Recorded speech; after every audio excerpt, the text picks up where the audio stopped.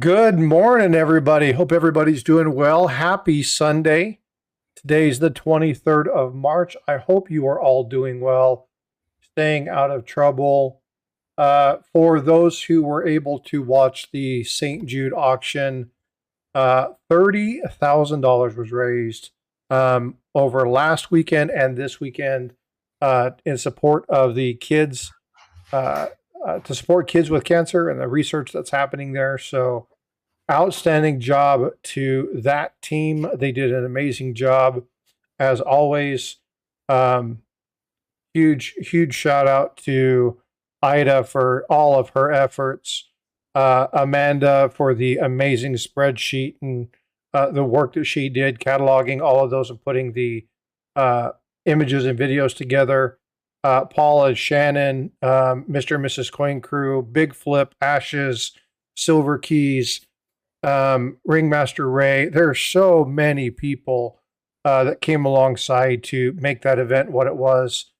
Just a huge shout out to everybody for another successful event. So congratulations on that. Great job done. Joe, good morning, sir. Hope you're doing well. So let's say hi to a few folks that are showing up in here, and then we'll kind of get into the generalized chit chat for today. We got a couple topics, just kind of random. What about? And then we'll open it up to questions. So, Siren, always thank you so much for being here. I appreciate the support from you as being a mod. Thank you so much. Des Logic, the Arcadian Carpenter. I still love that name, by the way. Des Logic, Magnuson. Thank you guys so much for being here. Jackalope, good day, sir. Hope you're doing well. Mr. and Mrs. West Texas Stacker. Saddened by the news this morning. Which news? I'm not sure which news you're talking about. Joe McBride, and again, thank you so much for being here. Enlighten me on the news this morning, please. Not sure what you're referencing. Hope you all are doing well. I've got, like I said, I've got a couple of things. Eric is here. He stepped away to get some coffee. He'll be right back. But now I'm curious about what's happening, Mr. and Mrs. West Texas Stacker. I'm not sure what news.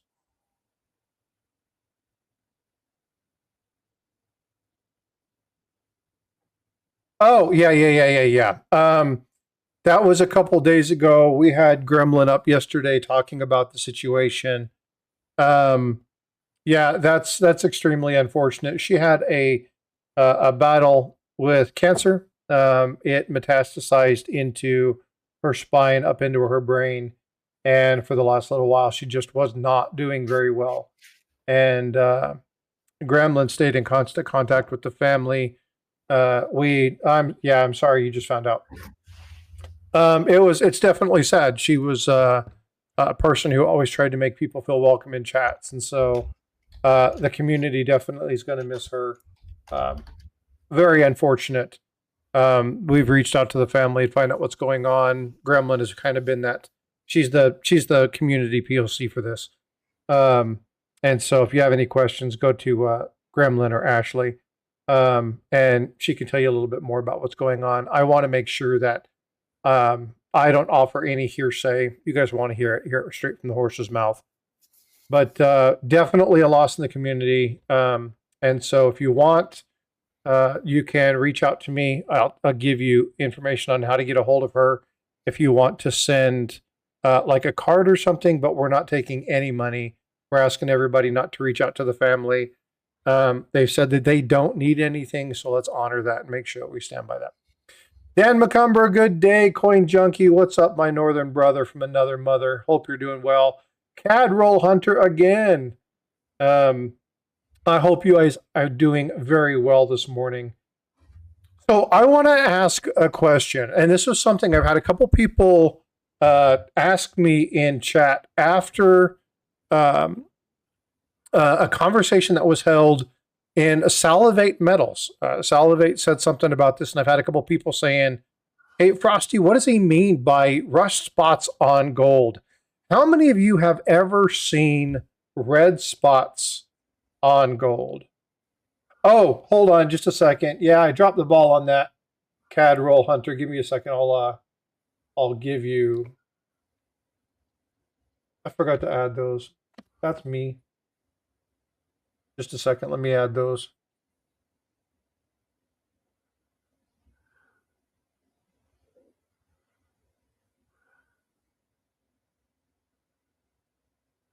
You back, Eric? I'm here. Yeah. How are you doing today, sir? I am wonderful. And you? Doing well, thank you. Trying to get these links because I forgot to put them in there. Okay.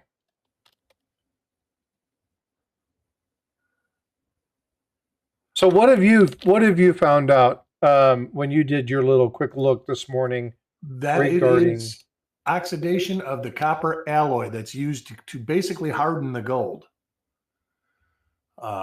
Like you have 18 karat gold. And I'm not sure if you're talking about red spots on 99999 gold, because I don't think that would happen. No, it's usually on pre-33 numismatic gold. Right, 90%. So it's got copper in it. It's copper oxide. It's basically rust.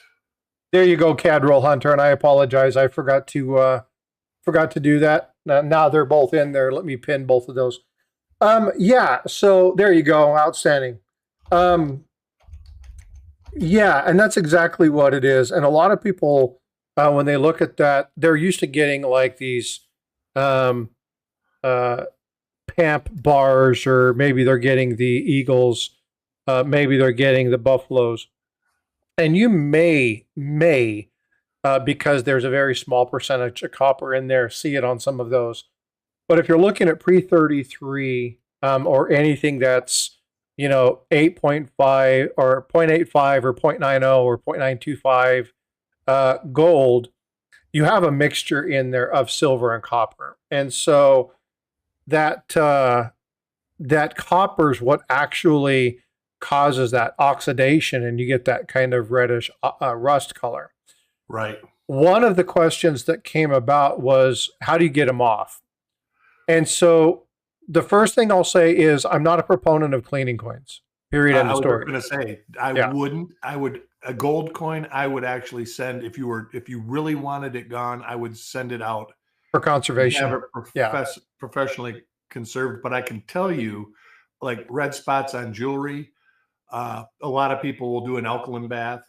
So let's say a cup of water, some baking soda, boil the water, put the gold in it, let it sit, rinse it off. That's a very non-invasive way. Other people will get more invasive and use vinegar and then use the alkaline. So that's acid and alkaline. To me, I would suffer with the red spot on the coin. Yeah, and see, that was so one of the things that I put in chat, and he was like, "Oh man, I don't know that I would do that." If you look at the approved methods, now when I'm talking about conservation approved methods, one of the things that they were talking about was that it's okay to use pure acetone. Now, you don't want to use like fingernail polish, because there's a lot of other chemicals in there that can cause damage outside of that. But they were talking about pure acetone. There's another one. I think it's xylene. Is that how you say that? There is those are great for like soaking coins and stuff like that. The issue, and I can actually show an example of this, because I bought a roll of coins that had, I'm not sure if it was lacquer, or I'm starting after some research thinking that it is mineral oil that has hardened. If that makes sense. People used to soak them in mineral oil to keep the copper from toning. Well, not only toning, but to keep it from getting, especially if they live in humid areas, it repels moisture, and so it would keep the filigree and all that stuff from the disintegration of the copper, right? So when you get that reactionary stuff, it would protect it. Jackalope. So here's again, I'm not being a proponent of cleaning these things. Again, my very first thing that I stated was, I do not recommend you do any of this.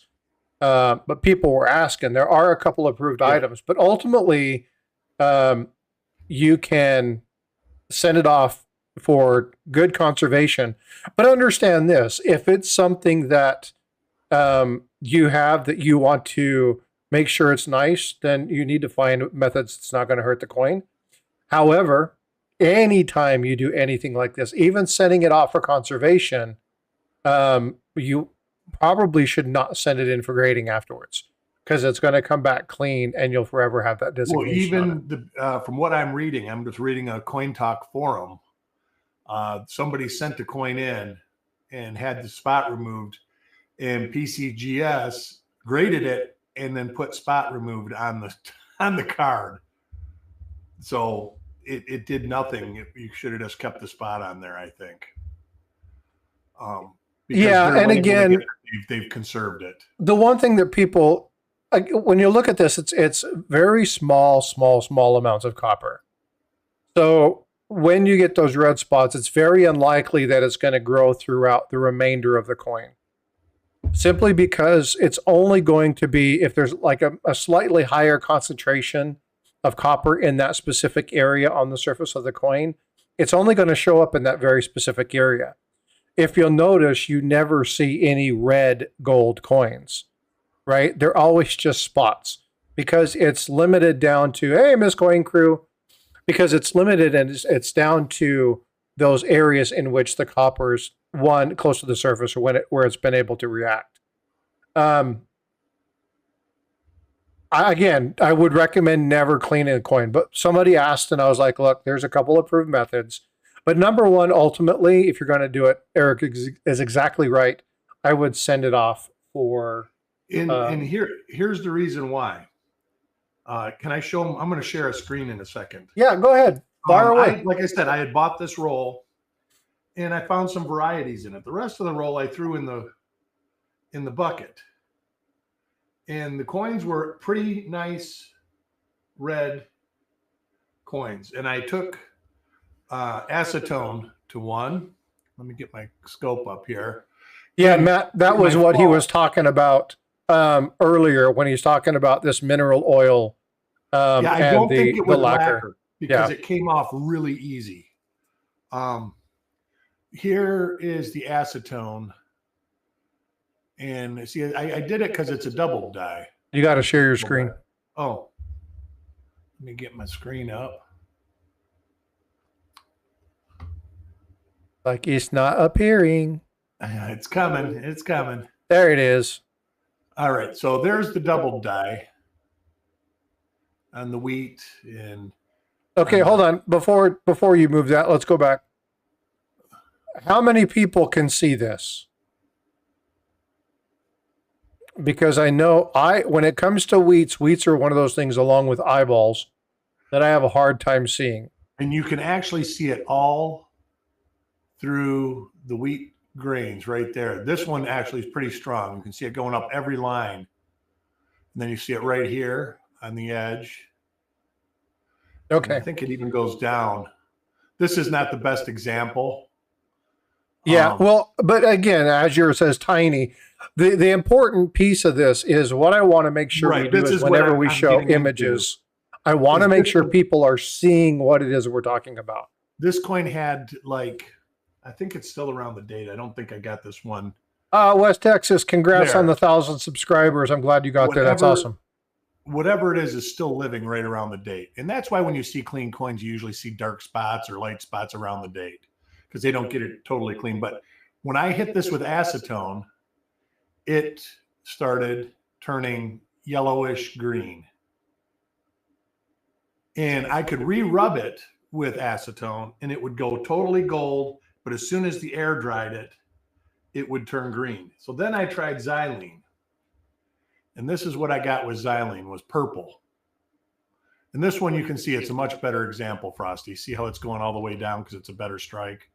Yeah, see, that one's way clearer to me. Yeah, they're the same. It's just, I just want to make sure that when we show these things that people can actually see them. Because I know a lot of times I'll get messages after the streams and say, I had no idea what they were showing me. Can you go back and show me again? And the key to this example is you need to know what is on the coin. I don't know what is on the coin. And all I know is that I've tried 2 different solvents. Both of them reacted harshly to it. And so I'm going to try, I've got a couple more things I'm going to try on another coin. And I'm actually going to start trying them on the coins that I'm throwing in the junk bin. Because I thought acetone, I thought it would be fine. And this is very pleasantly toned. I am actually very satisfied with this. Lots of purple, lots of blue.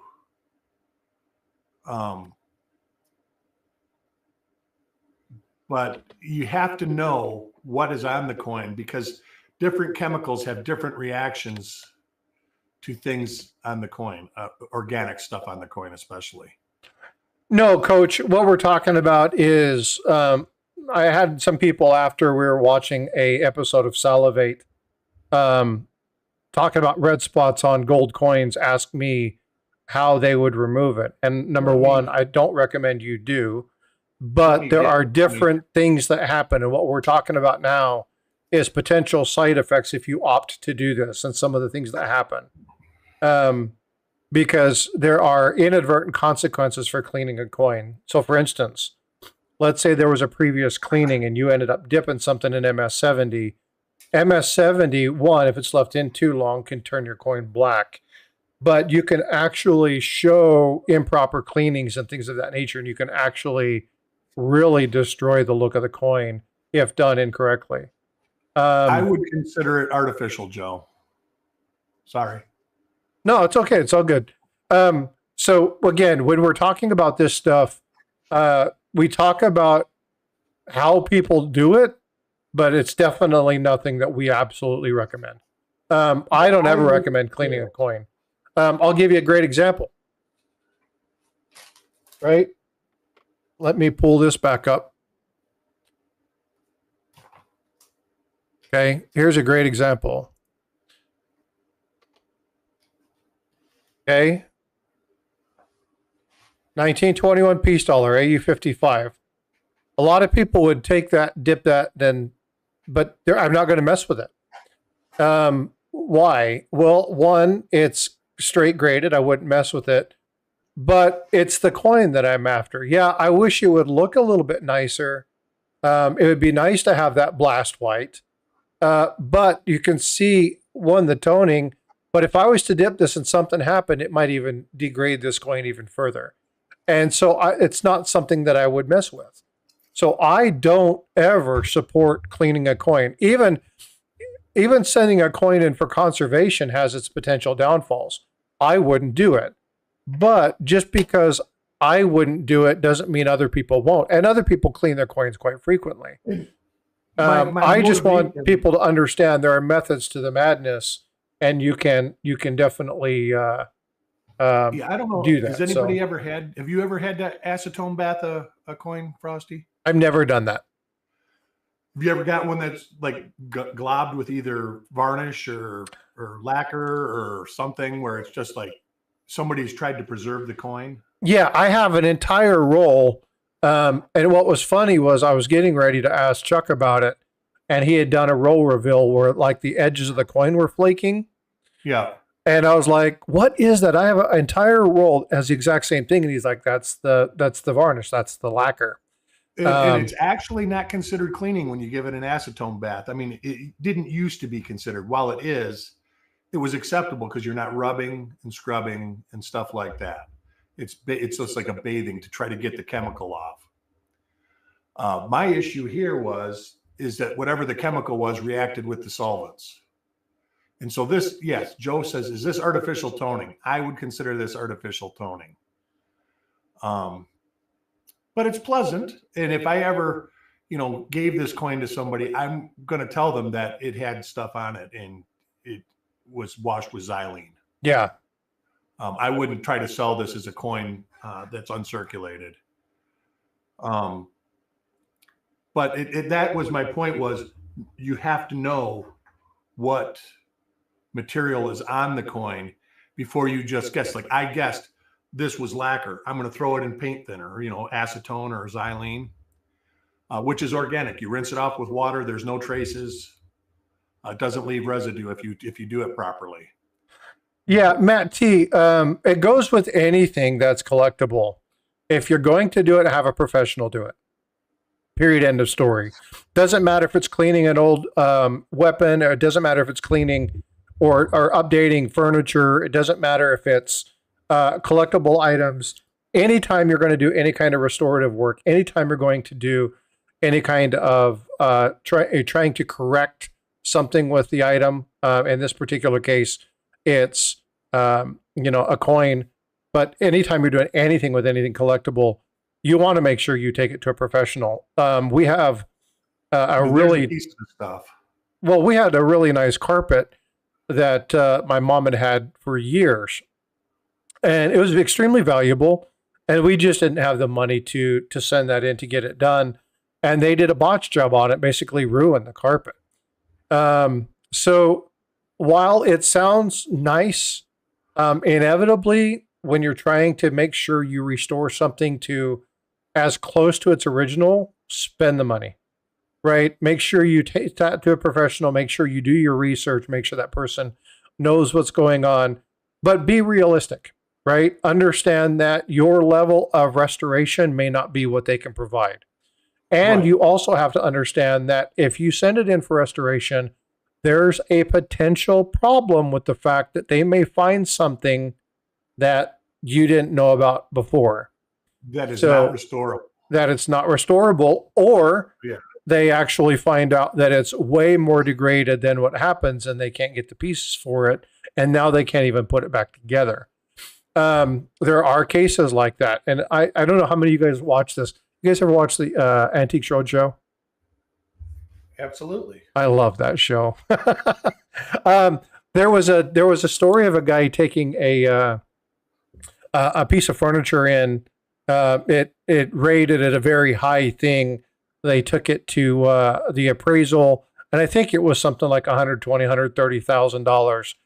And the guy was like, "If you do anything with this, take it to a restoration place." He goes, "But I would recommend that you don't do that." He says, because sometimes, because of the age of this, there are unknowns that happen deep inside the wood that you won't know until you start to take it apart. And he told him, do not do it. Do not take it. I really do not. Please don't do it. Keep it in a cool place. Prevent it from getting straight sunlight, those types of things. If they want to do surface stuff, they can do surface stuff, but I recommend you not do that. Very delicate piece. Don't do it.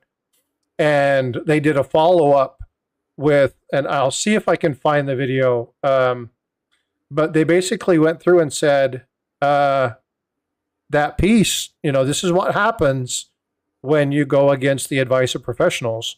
And unfortunately, that piece was completely destroyed because as they started to do it, the little connector pieces, now they were able to rebuild it, but now it's not 100% original because they had to manufacture parts to put it back together. So that $120,000 whatever is now only worth like 40. So again, there's potentials for that. Cleaning a coin, even if you send it in for professional conservation and then they grade it, like they just talked about spot removal, and maybe come back cleaned. If you take it and crack an old coin, you may have a straight grade, but you send it back in, and because of the the chemical testing and the stuff that they do for coins, your previously straight graded coin may not come back straight grade anymore. That really cool toning piece that's straight graded, you send it in to try to get it upgraded, might come in artificially toned. So you've got to be very careful when doing stuff like this because the consequences of this might not be what you expected it to be. You may be looking at an increase of value and you may totally lose the value of that. So be very careful with this. And this coin didn't decrease in value because I did it. It was already decreased in value when I started. Yeah. Now here's the thing. I actually had a motivation. Yeah, but if you have a piece that you know is damaged already, yeah, and you want to utilize it as a teaching thing, and that's fine. Well, this wasn't so much for teaching. I'm going to take photos of it and put it on copper coins. This is an actual going to be a photo. Nobody has this die pair in uncirculated. This is still an uncirculated details type coin. Yeah, So I I'm got going you. to put it on copper coins. That was my motivation. Is I was trying to get a good one to take photographs of. So in Found 15. situations like that, it's a little bit different. But again, Yeah. still, you have to understand what you have and And yeah, understand and that. that's what I'm saying. I did this to a coin that was already ruined. So, I mean, and it actually is much better now than it was before I started it. I just was looking for them. And of course, through all this pile of stuff that I have sitting here, I can't find them.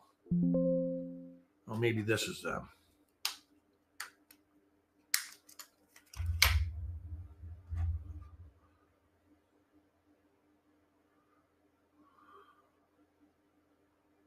No, that's not them.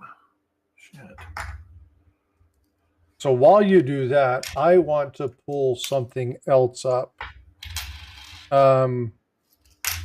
This is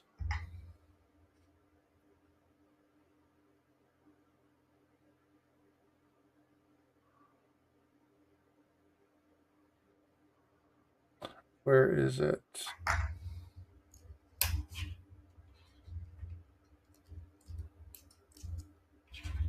Here is, I want to show you this image. Now, I just pulled the image off Google, but I have another site, and I want to do this because I don't want to give anybody too much information about what it is that I'm showing them.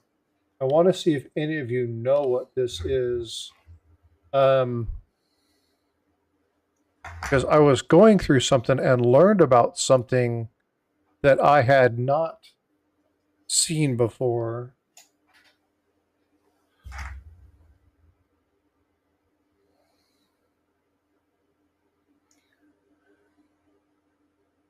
Oh, come on, don't do this.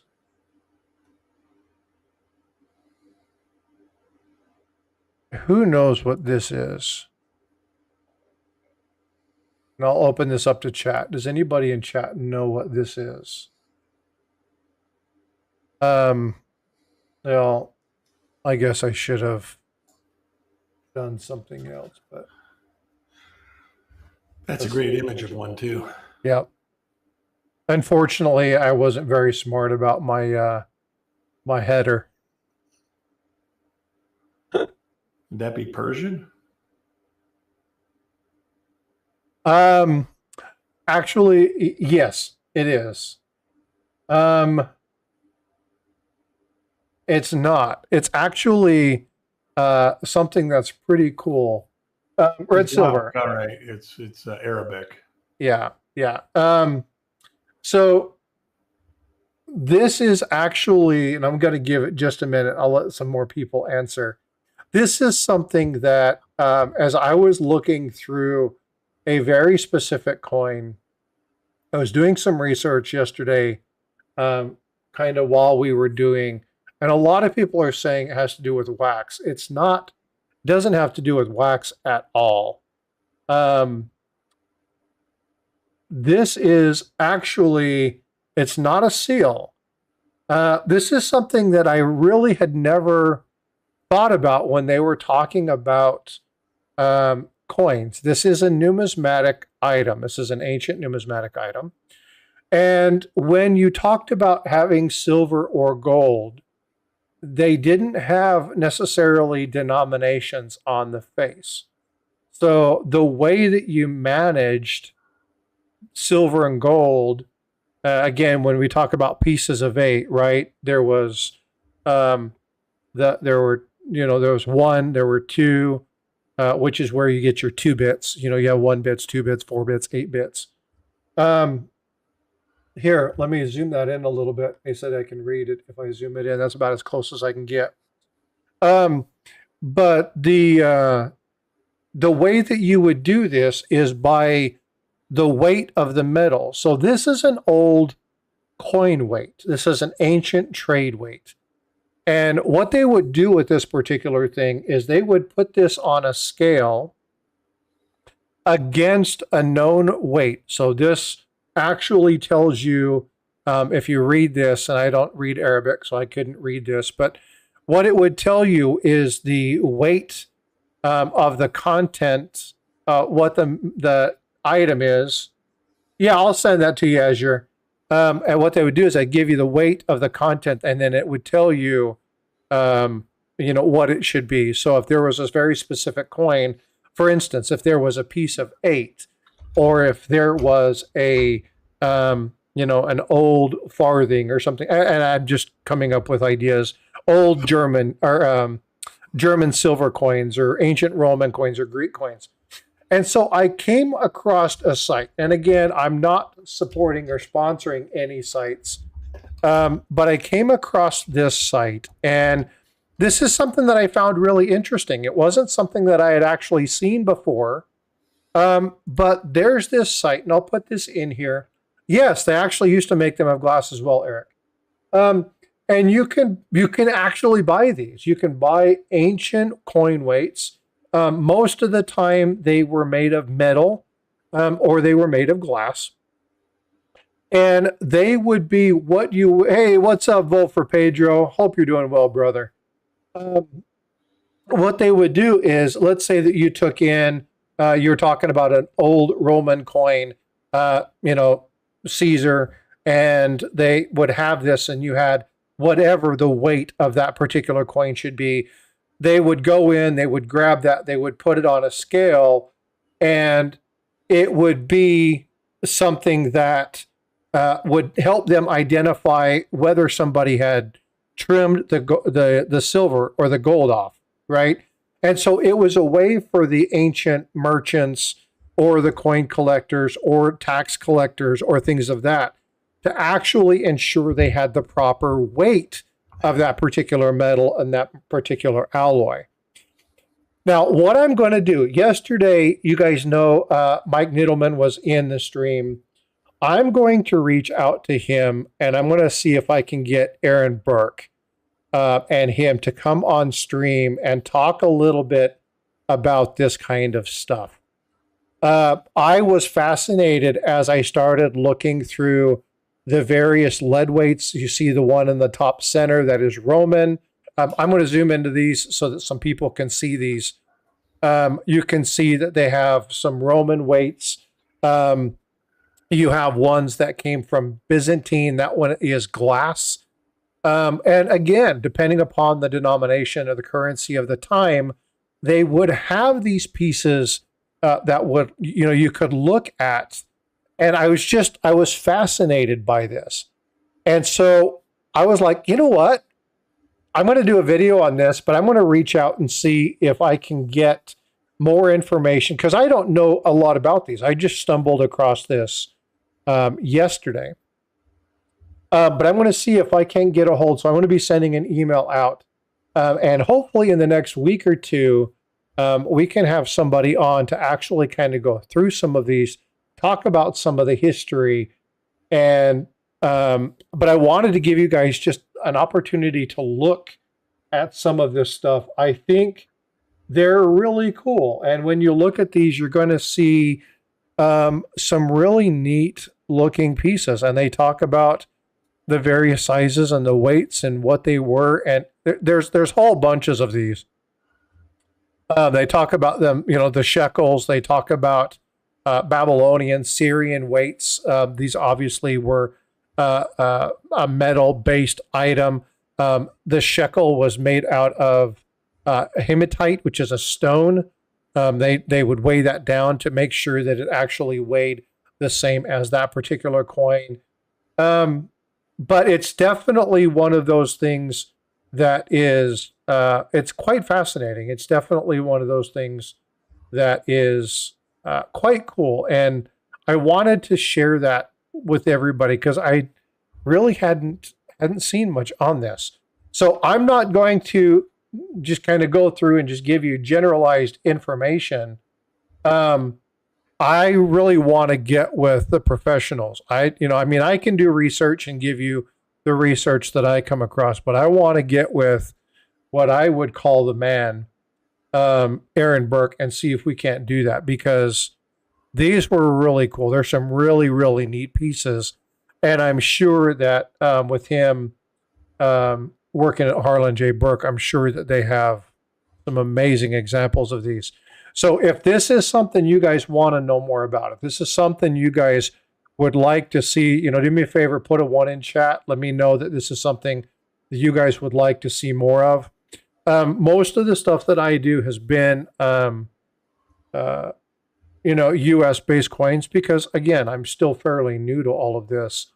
But if you guys want to see more of this kind of rare stuff, I'm trying to get more people who are, the top of the top in their fields, big channels, trying to get them on.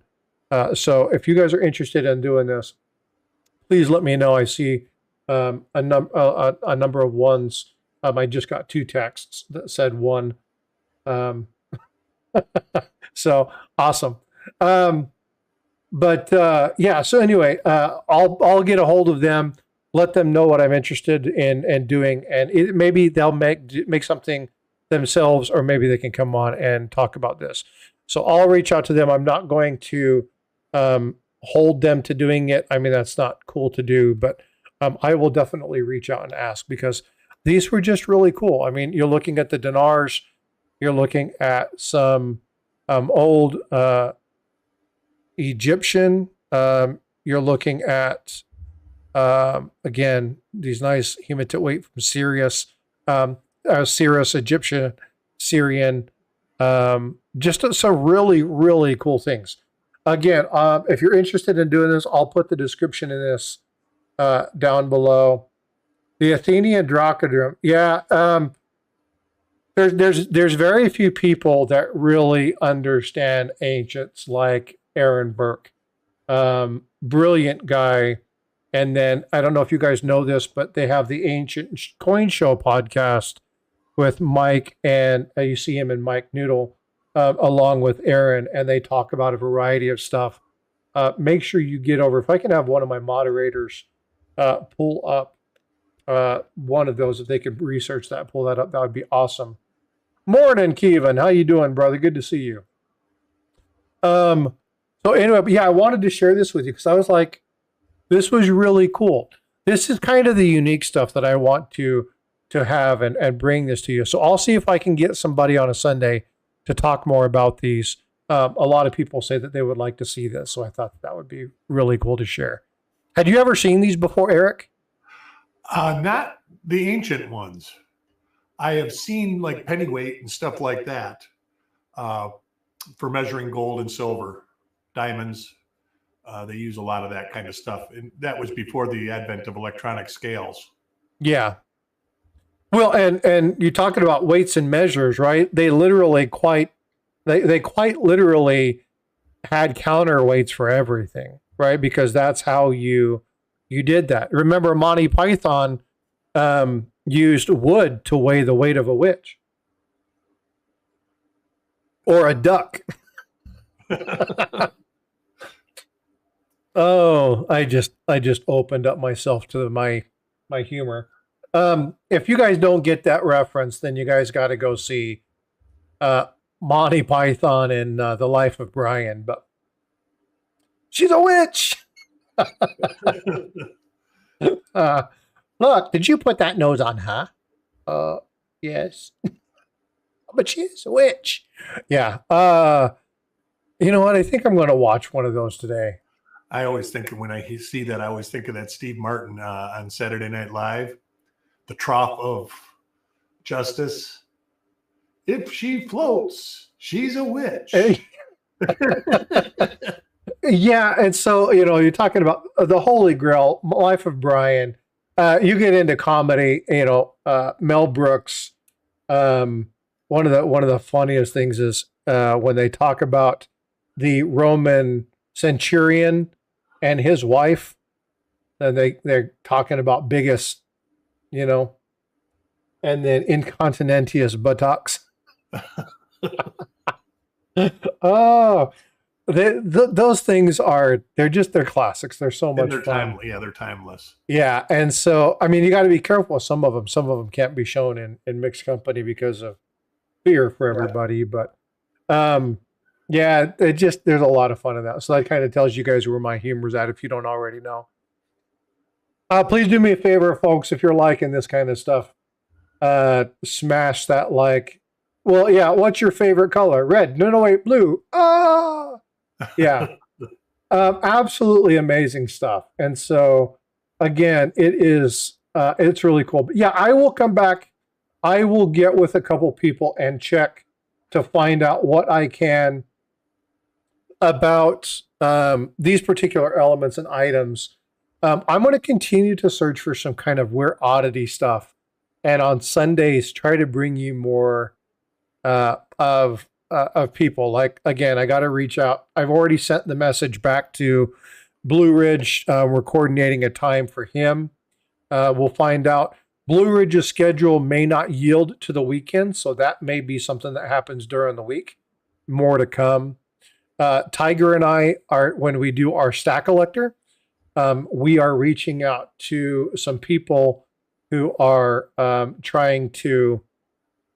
We're trying to get some people on to talk about genuine finance. We're trying to find some good finance people to talk about some of these things. So we're really trying to bring you really good content, like expert content, and make it about how to provide more information for you.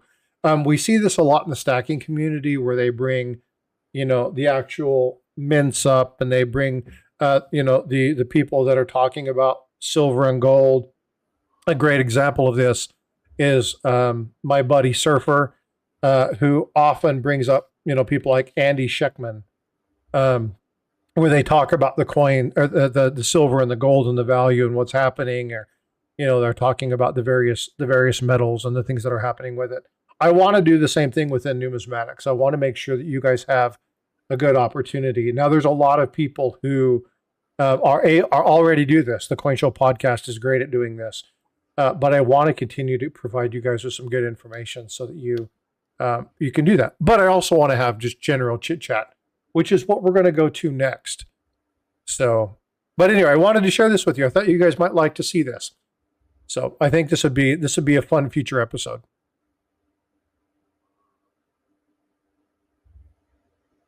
So what do you guys got on your schedule today, Eric? You guys got any reveals?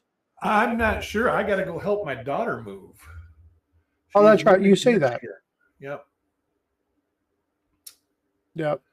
Is Chuck going to be doing any reveals today? I think so, but I'm not certain about that either. I haven't talked to him since Friday, so I'm not exactly sure what he's got going on.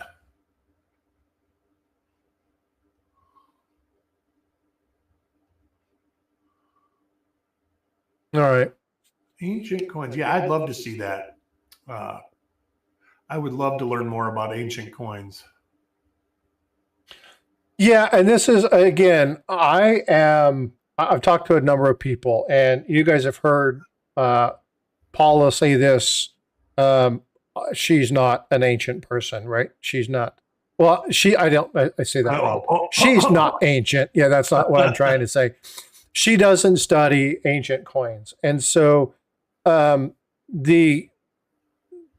are coin channels that I watch that have ancient coins up there, but you really have to understand long lived. That's right.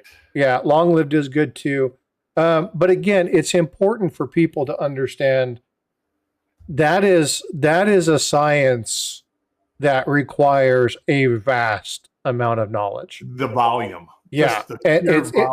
It's insane. The amount of stuff you have to understand and know what to look for. Coin collecting can be difficult, and there's a lot of things that, you look at sense and you understand the design, and you have to be able to articulate the differences in designs and years. But when you're looking at ancients and you're looking at things that we don't have the people to talk to, when we talk about Lincoln Sense, we have the guy who wrote the book. When we look at, the reveals and the amount of sense that Eric deals with, you get to see those things. They can speak to it. When we look at the information Paula has and what she's been able to do with, who she worked with and the mentors and the knowledge and stuff they had, these were people that they got to hear from one-on-one, and they got to go through and look at these particular elements and actually dig in and ask questions back and forth. We don't have that opportunity with ancients. And so you have to be very studied. You really have to understand, and you can get it wrong very, very quickly. So to have somebody who really understands this and basically has wrote books on it, Aaron Burke would be the man to ask. So I want to make sure that I can try to reach out. I'm not saying he's going to come up, but I'm going to reach out and see if he'd be interested in doing that, because I think it would be a very fun piece of information for you guys. You have any goodies you want to show? I don't really. Very true, Frosty. Like the Alexander Drachma, the coin that was struck during his lifetime in Forex, more valuable than a lot. Yeah. Well, and again, when you're looking at these types of things, how many people? And I wish I had one up here. I thought I don't keep. I keep my ancients here because they're not worth anything. I didn't bring one up. It's hard for me to just randomly grab a coin because if it's valuable, it's not at my house. I don't keep stuff here, so it's very hard to just randomly go grab a coin and bring it up and show you. Okay, cool. I'll check that out, Azure. Just a sec. But when it comes to ancients, I don't know anything about it. Nope. I've got one ancient story, and it turned out better than I expected it to turn out. And it's from when I was young, and that was my ex-brother-in-law always said, my dad gave me this coin and it's worth $1 million. It was supposed to be some ancient, and I can't even tell you what coin it was. And I says, no. And then after I had divorced my previous wife, he says, yeah, I took that thing to the coin shop. I says, well, what did they say? He says, yeah, they said it was counterfeit. I says, see, I told you. He says, yeah, but they still gave me $2,000 for it. Oh, ouch. It was something that was made in the 40s for some festival. So it was made on purpose. And they knew how many of them were made, and they knew all about them. When the coin dealer saw it, he was very aggressively trying to buy it from them. And I mean, he told him why it wasn't real and showed him why it wasn't real. But then he says, this actual is not a counterfeit. It's a copy. And it was made for this, I want to say, some festival in New York City back in the 40s. Yeah, but if they're that eager, that's always a flag for me. Yeah. And always a flag for me. Well, I had showed him on in books, because it was always in in different foreign coin books. This was like the creme de la creme of what coin you're looking for. And I said, there's like two known in the world. It's that kind of thing again. And but this particular token, and I guess there was a way they knew that it was the fake. They showed him and everything.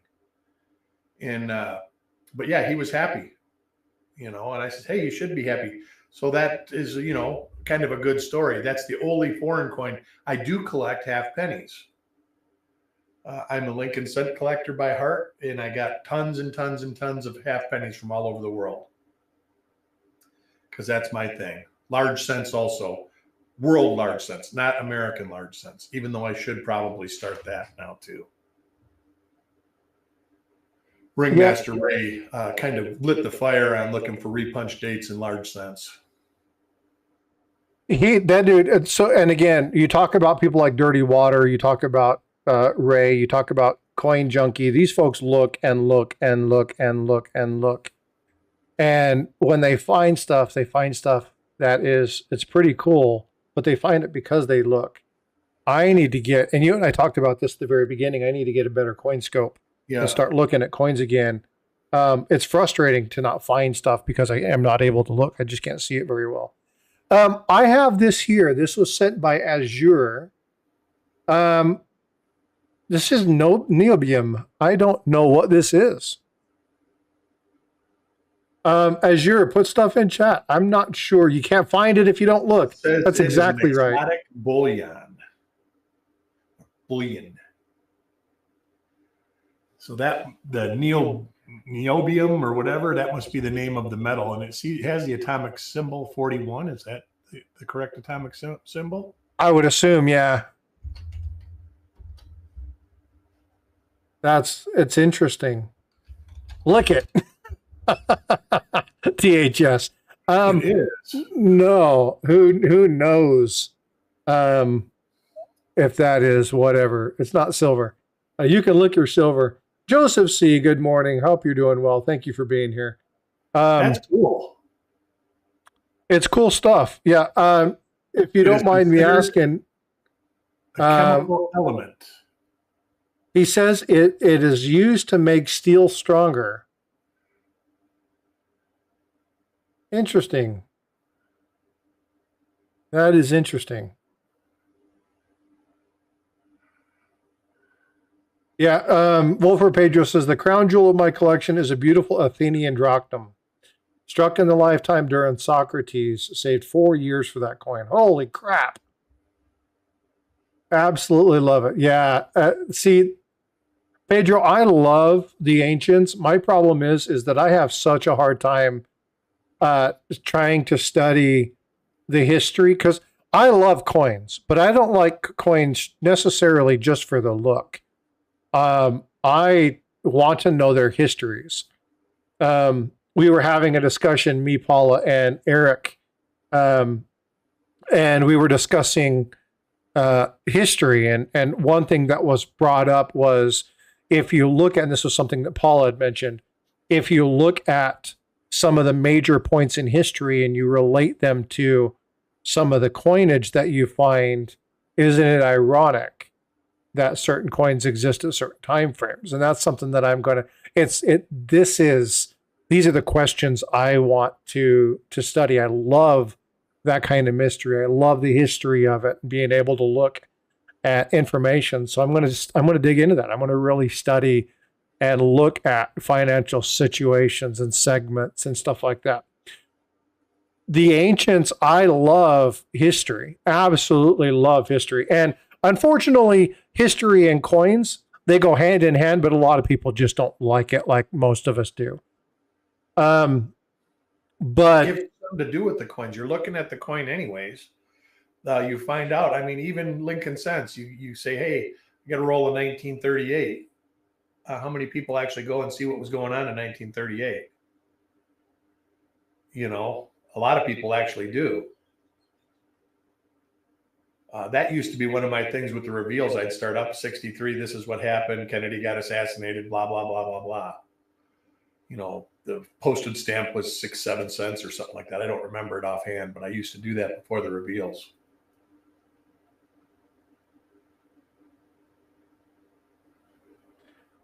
yeah, well, again, I love looking at coins, right? I love looking at, and I'll pull this down. This is really cool, Azure. Thank you for sending it over. I love looking at coins. When you look at some of these elements, like these two right here, I absolutely love these two right here. These are the new pieces that came out. They are the Liberty and Britannia, right? Really, really neat pieces. And it's a conglomeration between the United States and Britain, right? I love these pieces. I got one of each, and they're both proof cameos. You can see that on the left hand side it's the American, and on the right hand side it's the British side. You can tell that by which one of Liberties is on top, and they're really cool. And I like this because you talk about liberty of both, and you talk about how the Revolutionary War and separating from the rule of kings and the independence for freedom that we have, and then we have come together not only in financial realms but here in a collecting hobby where nations have come back together and done stuff together to create and make something beautiful. There's a whole history involved in that, and I like the story of the coins more than I like the coins sometimes, because that's what's intriguing to me. That's the thing that I enjoy when we look at coins. I like looking at the history. I like things like this. What's cool about this one?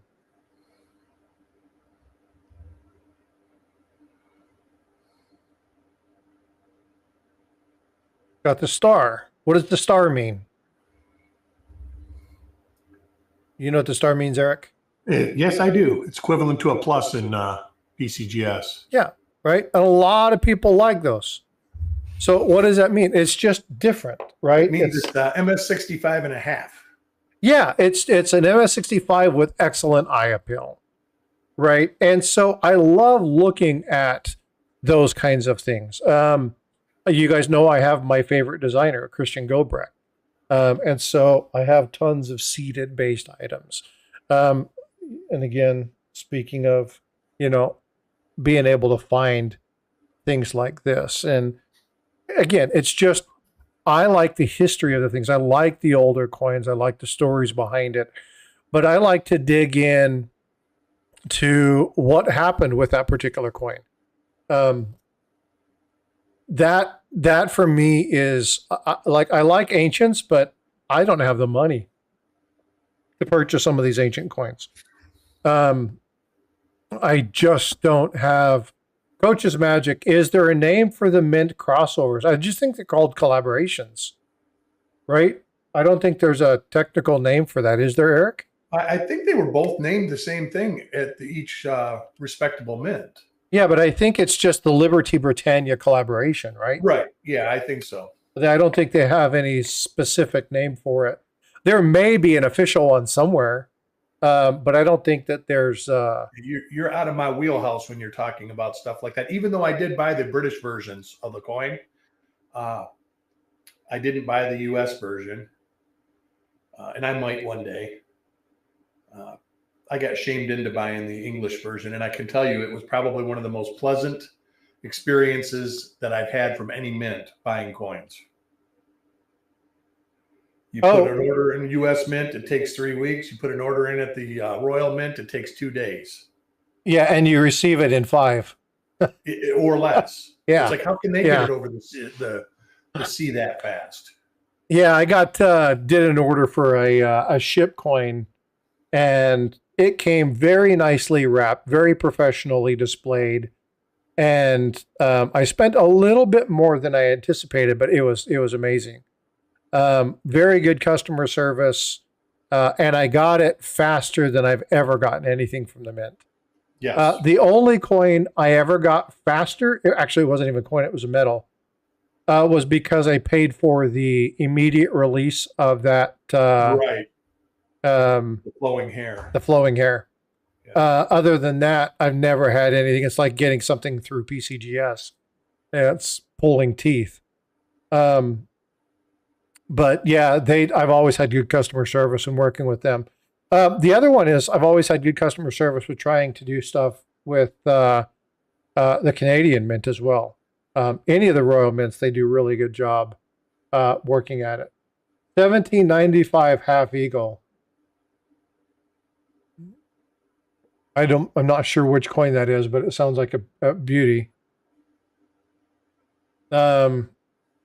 Did we have a gold coin? Did we do a gold coin? I'm not sure. 1795? I thought the first U.S. coin, why do I keep thinking the first U.S. coin is 1796? Oh, no, 1792, 1793 is our first coin.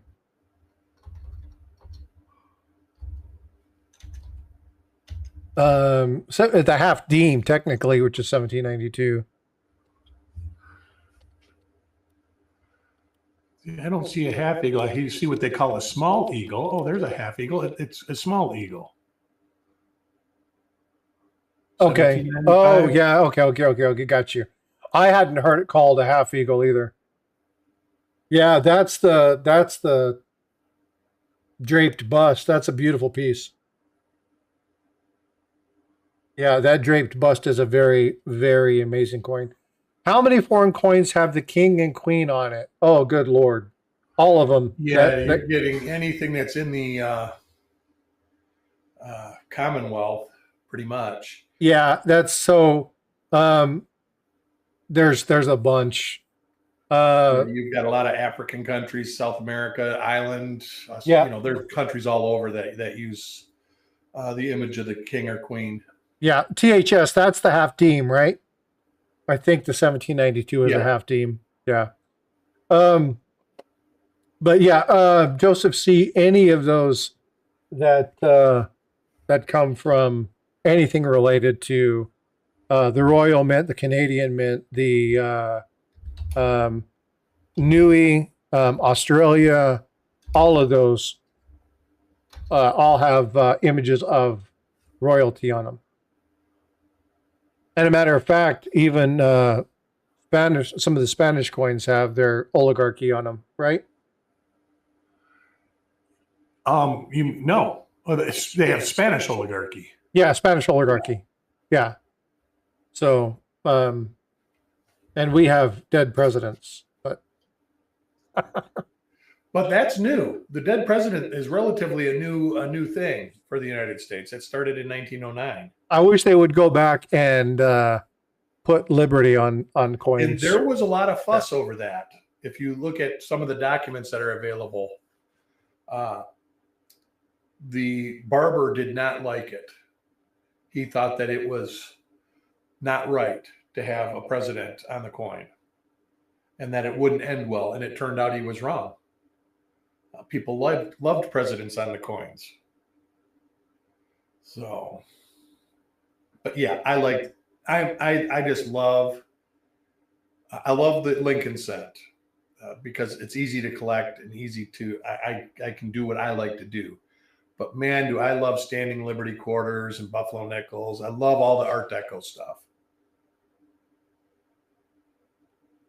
Yeah, I mean, again, so let's pull up a couple of these and let's talk about this because, the piece that he just sent over when he was talking about, I'm going to pull these up. It's going to take me a second to get there. I don't mind CTHS. I don't mind, or Azure, excuse me. Oh, who said that? It jumped up. The American women hate it. That was just because they just needed to put a towel over. Yeah. But okay, so taking inappropriateness aside, I personally here look. Type 1, it's old, it's beat up, but I have a type 1 right here. Okay, it's VG, it's nothing major, but it is a type 1. This goes in my little case. This will go back to my storage place afterwards. But putting all that aside, it's still one of those things that that design is far better, and I am not degrading any of the accomplishments of any of the presidents. I'm not doing that. But I would much rather see something like this on the obverse of a dime than Roosevelt. I agree. And I'm not knocking, and you look at the coins are politically charged. Back in the early 1800s, they were representations of a founding nation, a fledgling nation. We wanted to embody grace and style and liberty and tact and show that we had the capability. A lot of the design elements that you see here were copies from other countries. A lot of you'll see French coinage when you look at some of these. Yeah. So when you look at some of these, you're seeing this. But these were things that, again, America was the melting pot. This is the place where people came for that religious freedom, for that right to bear arms, to do that kind of stuff, right? So many of these design elements came from other countries. They're not unique. It's just they were the first time to be put on an American coin. Many of these, now they've been altered or changed a little bit, but they're previous designs. They're modifications of existing designs. But they represented something. Now, if I was to look at this, do I think this coin is beautiful? Well, if I'm talking beauty as in like we see supermodel beautiful, she's not a supermodel by any shape of the imagination. This gal's thick. Okay. However, when you look at this, this is a much better and more elegant look of a coin.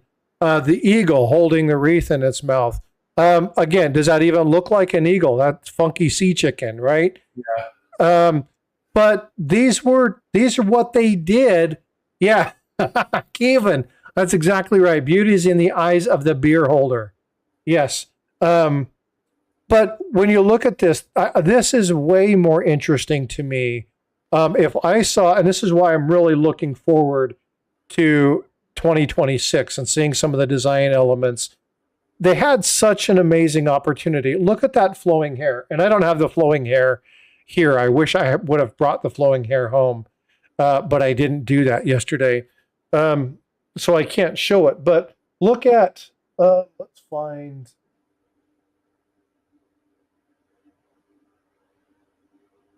I don't really have one to show, so I can't really do that. Look at some of the elements, right? You know what would be really fun? And I don't know if you guys have seen these. I can pull these up and share this. How many of you guys have seen what I've labeled, and they're called the potty coins, the toilet coins? How many of you guys have seen the toilet coins?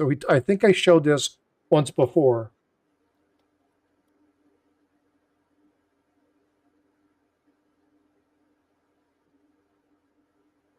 Have you guys ever seen those? I'm trying to pull one up. Sorry. Where are these? These were first introduced to me by Paula. And when I first saw these, I was fascinated by looking at these and going, oh my God, this is Heritage Auction. Now, I'll share this screen with you really quick. I don't know if you guys have ever seen this kind of stuff. I'm going to tell you right now, this is much like you would see. Yep, exactly, Kevin. Great Collections did a really cool subset of these, and they've sold a few of these, and they sell for quite a bit of money. I would love to see something about American art on coins, where they took a hobo nickel and made that hobo nickel the design element on the front of the coin. Or they take some of these beautiful pieces that are done. And yeah, granted, it's a little bit, it's kind of funny. It's sit or get off the, yeah, exactly, Azure. But I would love to see some uniqueness in this. I think we have such a good opportunity to do this. Now, that reminds me, I'm going to show you guys something. I think it would be a lot of fun for the Mint to do kind of some fun stuff. Yeah, some of them are pretty crude. Coins making sense. Good to see you, by the way. There's a lot of these that are fairly crude, but some of them are extremely well done. But there are some absolutely fabulous and amazing coins that have been altered and designed. If you look at some of the hobo nickels, even the old ones or the new ones, there are some amazing and articulate designs. I think we could do some really cool stuff with our coins that would really ignite and spark the coin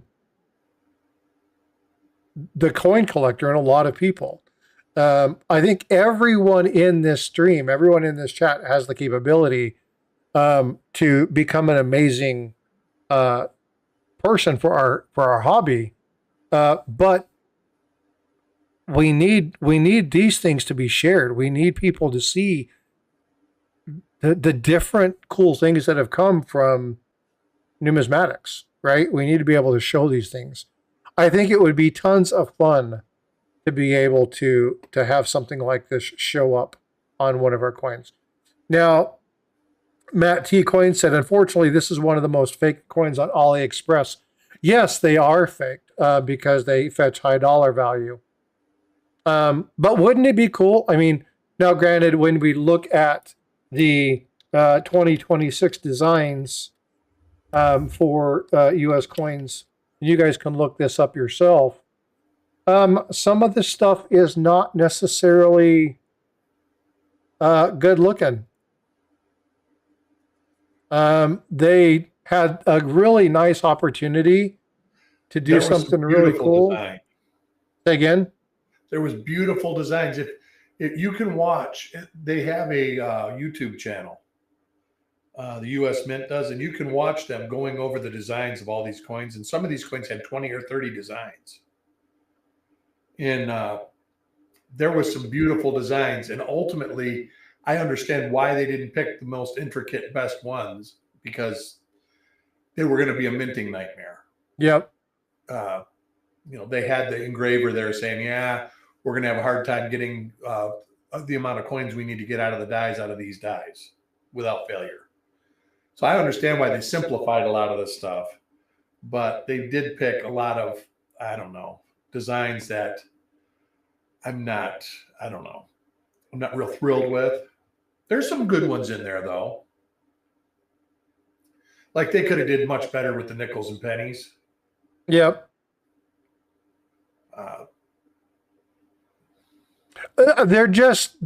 I mean, this is supposed to be, and you can see some of the other ones. I mean, I like the Liberty Bell Privy Mark. I think that would have been really cool to have seen. Yep. Right. I like this one right here. Versus this one. There's too much stuff there. But the opportunity for them to have changed, that's not, yeah. For the opportunity for them to have changed and actually done some really cool things. Again, they missed out.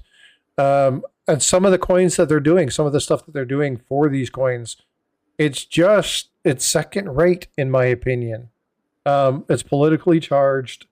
They're including stuff that has nothing to do with the Constitution. It's obviously they're looking at including the amendments in this.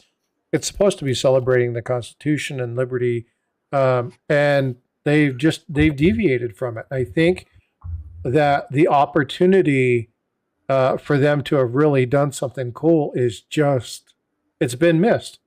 Now, why am I saying this? Well, I'm saying this because the ANA, let me pull this up here, ANA voting, it is time to vote. So if you are if you're on the ANA, you have the opportunity right now, if you're a member, you have the opportunity right now to go in and cast your vote for their national elections, to vote for the committee, to vote for people who will, bring information to you. There's the opportunity right now. If you're a member of the ANA, and I'm sorry, Declaration of Independence, not the Constitution. Thank you. But yeah, it's supposed to be something that is, defending our nation. But here's the opportunity for you to do that, to actually get in and to look at these kind of things. But here's the thing: we have opportunities now under the current administration to change some of that. So now it's an extremely good time to petition some of these things and get some of that stuff out, right? So this is the time. We have time right now to actually petition lawmakers and talk to people about histories and what happens and make recommendations. We have the administration for it right now. So I think that this is a good opportunity for us to look at some of these things and make some decisions. But folks, if we want to change, and really look at some of these items, we want to make sure we engage in those areas that are the ones that make those decisions. And the ANA, the CAC, those folks, they're the ones that actually can speak on our behalf. And I know that Paula has stated a number of times there's only one or two people on the CAC that speak for the numismatist. But still. And they didn't say a whole lot. Actually, No. The seat was open most of the time, I think. Yeah. And so we need to make sure we engage in those kind of things. We need to make sure that we're tracking those. Hey, what's going on? Good morning, Mike. Good to see you. But yeah, if we have the opportunity right now, and again, this is just within the ANA, but those things, those votes come around pretty frequently on a regular basis. If you want to make a difference, stay engaged. Find those agencies, those people that speak for. Yeah, thank you for putting that in there. Clarification: CAC and not CAC. It's not the grading company; it's the committee. So thank you for putting that in there. But making sure that people understand that you have an ability to gain a voice in this. So I think that you really do have the opportunity to impact this hobby. And I say this again, everybody in this stream, everybody who's watching the video currently, watching this live stream, or watch the video later on, every one of you has the capability of impacting our hobby. We all have a say. We all have the right to speak about what we want to see. We have to act on that. And we do that by doing things like voting in these committees, by joining some of the memberships. I just joined Kaneka. I need to send some information. They told me they don't have all the information. I need to update it. But get on those things and talk about those items. Connect with people who are looking after the hobby. Again, we talk about Coin Show Podcast. Mike's here, comes back in. Mike, I didn't email you. I need to get your email address. I went to follow up. I'm like, I don't even have his email address. And then I do have it. Then I couldn't find it. So I will email you today. I apologize for not following up with you. I have another thing that I want to talk to you guys about anyway. So I'll send that immediately following this stream. But we have the opportunity to engage. We have the opportunity to do these kind of things. Thanks, bud. Appreciate you. I'll send this immediately following. So when you get opportunities to do this, I'm going to ask you to do me a favor, right? Vote. Go ask questions. Find out who the candidates are. Find out a little bit about them. Talk with other people in the community that know some of these people. Eric, how many people does Chuck know? Gosh, Almost 100. Everybody. Yeah. Right. We always hear when we go to shows, they'll have somebody there and he go, "Oh, I had dinner with him for a whole week at this, and we went up to some mountains and drove through some mountain range." And yeah, he's rubbed elbows with a lot of people. Yeah, and again, great stories. Yeah. So, but what the whole point of this is that we have opportunities. There's a story that I absolutely love, and you guys don't know this. I enjoy saltwater aquariums. Maintained reef tanks for a large number of years. Saltwater fish. I've got a really cool 300-gallon tank with a really neat sea beta. And so I absolutely love the ocean. Spent time in the Navy. I love the ocean. And there's a story about a woman and her child who were walking along the beach, and there was a major storm. And because of this storm, it washed tens of thousands of sea stars onto the shore. And the girl was like, Mom, we got to do something. And she's like, what impact can you make? And she just was running out there. She picked one up and she was throwing it in the water. She'd go pick up another one, throw it in the water. She'd pick up another one, throw it in the water, pick it up and throw it in the water. And her mom stopped her and says, look at me. You can't make an impact. There's too many. And she held one up and she showed it to her mom. And she goes, no, Mom, I can make an impact for this one. And then she threw it in the water. She picked it up. I can make an impact for this one, and threw it in the water. So we can have an impact. We may not be able to make an impact all in all, but if we can change the mindset, if we can change or prevent bad information on one person, then we can make an impact. And I know that a lot of people are like, well, then, you do this and then, they just poo-poo the idea. But we have the opportunity to really change some things. We just have to stand up and take action. This is one of the reasons that if you see a lot of the shorts that I'm putting out right now, I'm calling out bad information. This is what we're looking at, folks. This is what it really is. If this is happening, one starfish at a time, exactly. If you're looking at these particular things and you're saying, hey, this is wrong, or hey, I would really like to see this, you know what? Letters to your senator make an impact. A lot of people say, I know they don't. They do, actually. And if we get enough people in the hobby to actually start reaching out and asking people for certain things, we might be able to see some changes happen.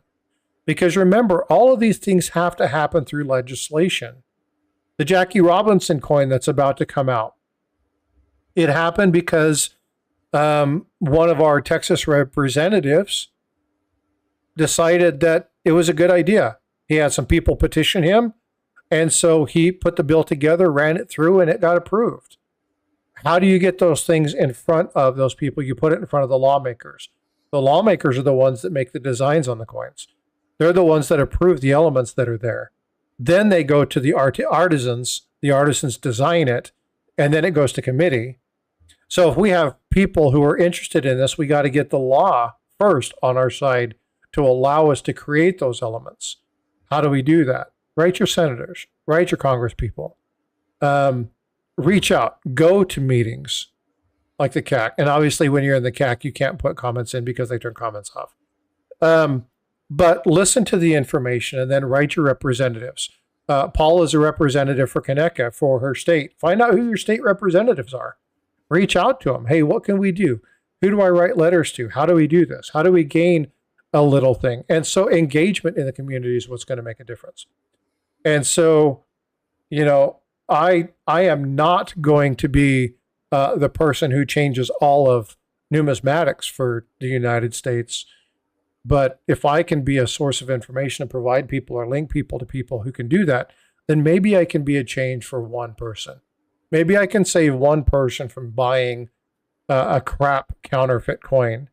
Maybe I can be the person who imports information into somebody's life that they realize something and they speak to somebody and they're the ones that affect thousands of people. I'm looking to help the one. And hopefully you guys can come alongside of me and help me do that. I know that Eric feels the same. I know that Paula feels the same. I know that Mike and Chuck feel the same. And again, you all have an amazing opportunity to impact more than you think. We just got to come together and do that. So you're saying we got a chance of putting Groucho Marx on the $100 bill. No, if you don't write a letter, no. If you don't, yeah, well, letter, yes. Is Groucho Marx going to make it on our currency? Probably not. But could he make it on a commemorative coin? Yeah. Could we get old representations of liberty? Again, you know, one thing that that I felt was kind of a travesty initially was having a tree as the representation of liberty.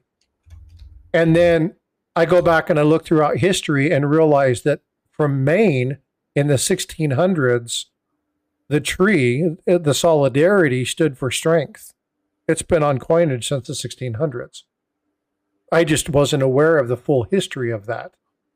And so it's important that I bring you history. It's important that I talk to you guys about that stuff. This is why I want to do that, because without this, we can't be informed. And if we can't be informed, we can't make good decisions. And if we can't make decisions that are good for our hobby, then those people who would seek to destroy it with misinformation and malfeasance get the upper hand. So we have to take action. We have to do something in order to grow our hobby. So why do I do this? Well, again, vote. Go to the ANA. Talk with them. If you want to know who some of these people are, email them and ask. Find out what's going on, right? Look at the history. See what they've done. Look at the articles that they've written. If you see somebody on there that has a name, but you can't find any articles, you can't find any history about them, consider looking for somebody who's done a little bit more for the hobby, right? Let's find people that are engaged. And if you want to know who these people are, ask. and let's see if we can't find something. So the opportunity is there. The nominations just opened 2 days ago, so you've got some time. But go check it out. If you want to look at the candidates, they're listed here. You simply click on this area here, and it brings up those people. It doesn't really give you much information regarding anything about them, but if you look at some of the names that are on there, you can search those and find out. We can always ask and see. I'm sure Chuck probably knows 2 or 3 people on there. So we can ask and we'll find out. So if you guys are interested in this, reach out, let me know. If you guys want to vote, please do so. And speaking of doing that, I am going to give away an ANA membership. So I want you guys, if you're here, I'm going to give you guys about 3 minutes to put stuff in chat. Be talking. Oh, that's the American Nurses. Hold on. Is that the wrong one? Yeah, that's the wrong one. Son of a gun. Hold on. I'm glad you did that. Thank you. Where's the American?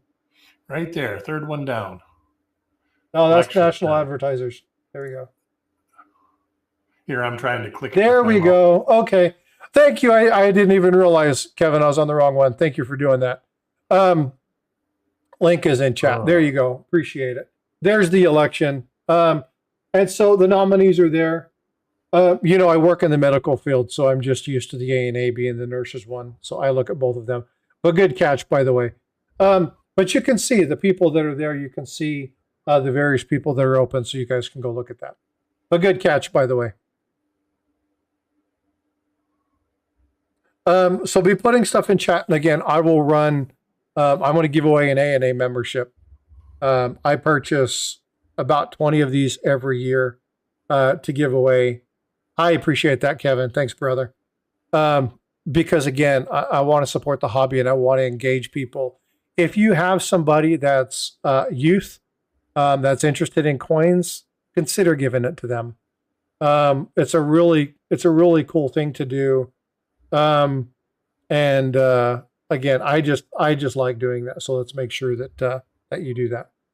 They print your name up in a book. I have no idea what that was. I think I've missed part of the conversation. So again, you guys got another minute. We're going to be wrapping this up. Again, Eric, is Chuck doing anything today? I'm not sure. I haven't talked to him. So I know I can't. I was supposed to do one, and I have to go help my daughter move. I got you. Sundays are my wife and I days, so we go out, we'll grab lunch and go hang out and do some stuff. So I'll probably be back later on. Go check out. There's a bunch of people coming on today. Coin Crew will be on. I know there's some stuff on later tonight. I can't remember who all is on. I'll have to check. Sunday's usually family day, so it's hard for me to do too much on Sundays. That was something that I had a long talk with my wife, and she's like, "Look, we need Sundays for family." So, and she's not wrong. No, well, I could spend all day, every day. As your Paula is dealing with some family issues. There was a passing in her family, and she needs to be there for her family. And so she's not gone. She pops into chats and still doing some stuff, but right now she's focusing on that. So appreciate you asking for her. I talk to her pretty frequently. So I'm sure she's probably in the chat, but she's focusing on her family and trying to get things taken care of. So send her some well wishes and wish her the best. So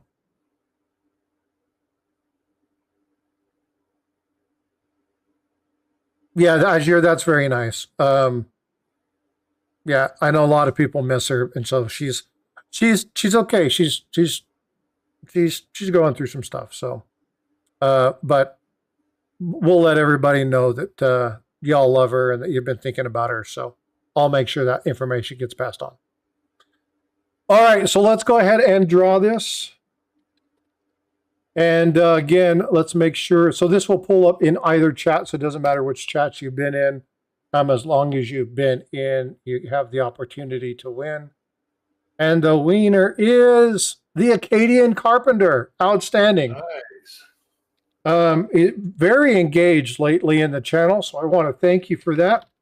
Exclamation point email. You'll see the email, so do me a favor. Please go here and yeah, absolutely. Please go here. You'll see that show up. Go in and say, hey, I won on, I've seen stuff on you, but make sure you go in, send me an email with information. I will reply on exactly what needs to happen and the lady that you need to talk to secure that membership. And you should get that later on today. All right, brother. Hey, I want you to be careful. Enjoy yourself. Take care. Don't hurt your back today while you're helping your daughter. Oh, I'm not doing no heavy lifting. We're just watching kids while they heavy lift. Okay, gotcha. Yeah, you don't want to be down on your back again. Yeah. Anyways, thanks for having me, and I will see everybody soon. All right, take care, brother. All right, folks. Well, again, Sunday's Chit Chat is just that. It's to talk about a bunch of different things. We've talked about some pretty cool things today. Again, Mike, I will be sending you an email as soon as I end this. Got a couple ideas for a future episode if you guys are interested. I think you'll like this idea. For you guys that have been here, thank you so much for the channel support. I got one new subscriber during this stream, so thank you so much for that. I definitely appreciate that. Ladies and gentlemen, we are a community of a bunch of people from a bunch of different lanes. Kindness matters. Show somebody some kindness during the week. Let them know you're there for them. Reach out to somebody. Take care. Be well, be blessed. Love you guys, and I'll see you guys in the streams.